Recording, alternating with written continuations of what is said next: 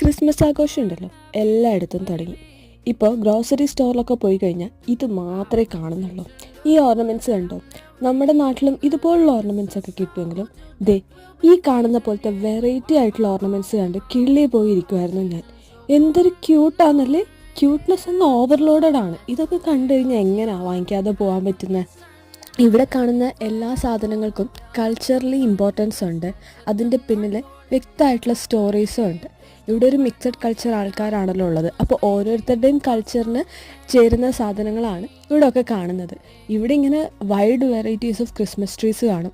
പിന്നത്തെ ഇൻറ്റീരിയർ ഡെക്കറേഷൻസിന് വേണ്ടിയിട്ട് ഒരു രക്ഷയില്ലാത്ത കളക്ഷൻസാണ്. നമുക്ക് വേണ്ട ഒരെണ്ണം സെലക്ട് ചെയ്യാമെന്ന് പറഞ്ഞു കഴിഞ്ഞാൽ അത് അത്രയും വലിയ ടാസ്ക്കാണ് ഇവിടെ.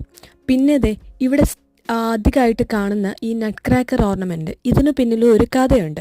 അത് ഞാൻ അടുത്ത വീഡിയോയിൽ പറഞ്ഞുതരാം. അപ്പോൾ ചാനൽ സബ്സ്ക്രൈബ് ചെയ്യുക. നെക്സ്റ്റ് വീഡിയോയിൽ കാണാം.